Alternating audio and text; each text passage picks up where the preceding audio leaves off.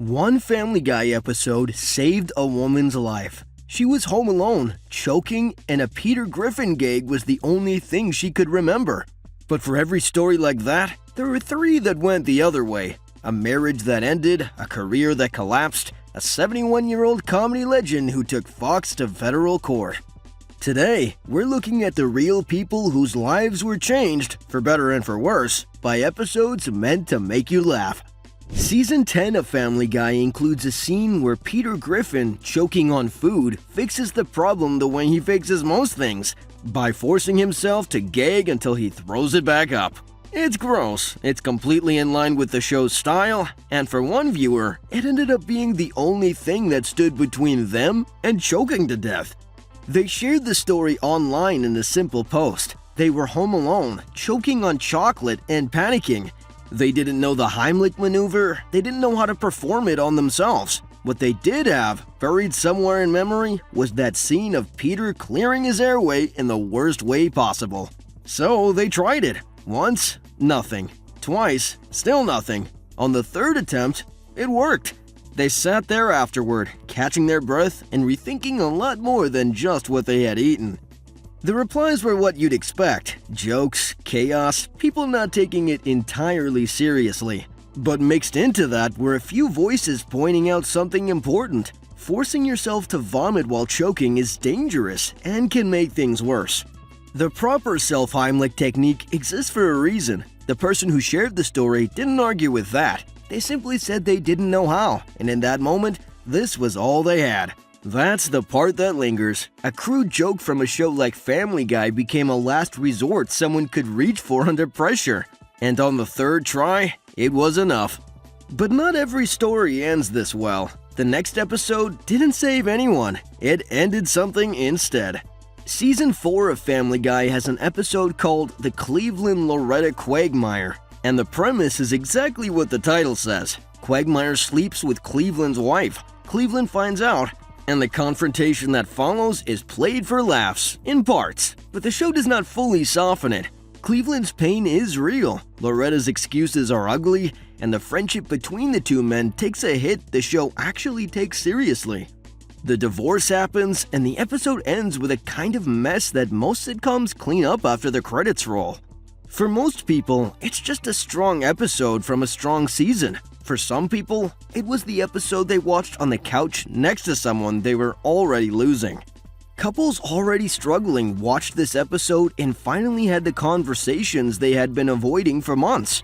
The cheating plot, the confrontations, and especially Loretta's words gave them language for things they couldn't express.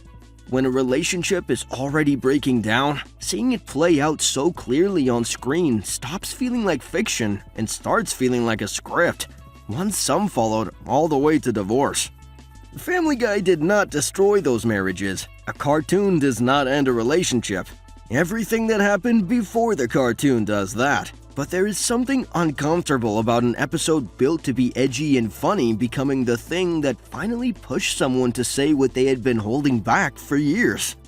A marriage gone, but what happened next cost someone something different: their entire career. Business Guy is a Season 8 episode where Peter temporarily becomes his father-in-law's boss and eventually delivers a resignation speech to his actual boss Angela that is so aggressively dramatic and self-righteous that it became something of a cult moment for fans who have spent years dreaming about the thing they would say when they finally walked out the door. One of those fans made the decision to actually do it.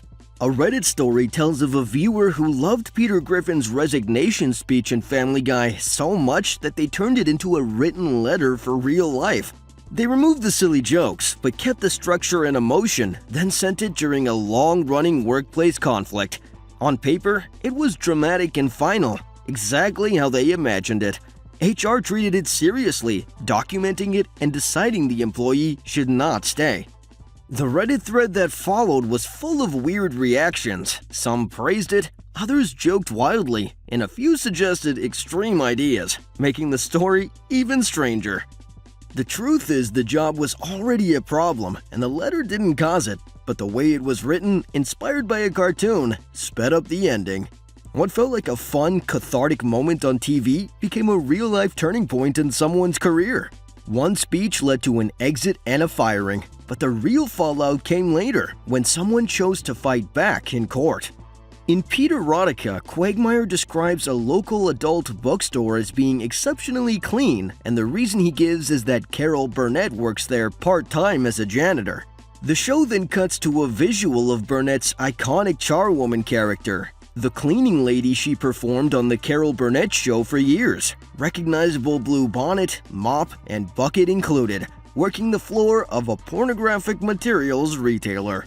The scene also used an altered version of the Carol Burnett show's theme song as background music, modifying it just enough to qualify as a parody while keeping it recognizable enough to land the joke.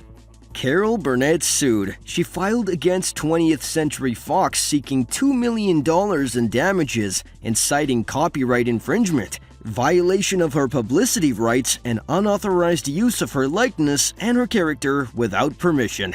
This was not a background complaint filed by a legal team without the celebrity's involvement. Burnett pursued this case personally, and her reasoning was clear. She had spent decades building a comedy legacy on her own terms. The charwoman character was a specific creation tied directly to her identity and her work, and she had not consented to having that character placed in a pornographic context for someone else's punchline. The judge dismissed the lawsuit, ruling the scene was protected parody under the First Amendment. Peter Erotica stayed on streaming platforms, legally validating the show's choice, but the case reminded the writers that celebrity parody has limits. Some targets push back, and that legal protection for satire doesn't automatically make a choice ethically right. Winning in court proved the scene was legal, not necessarily that it was the right creative decision. Carol Burnett was 71 years old when she filed that lawsuit. She had been one of the most respected figures in American comedy for 4 decades.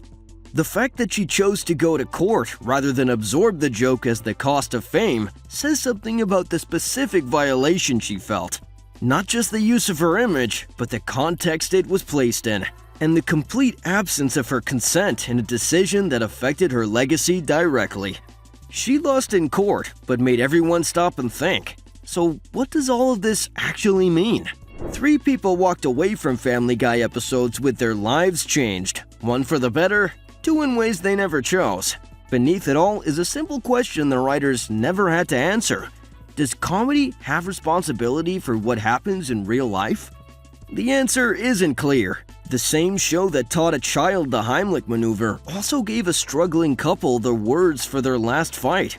Its reach is wide, often fun, but sometimes harmful, showing that even jokes can have real effects, and that laughter doesn't always stay harmless once it leaves the screen. Which Family Guy episode changed your life, and in which direction? Drop it in the comments below, and subscribe if you want more of the real stories behind the show everyone thinks they already know. See you next time!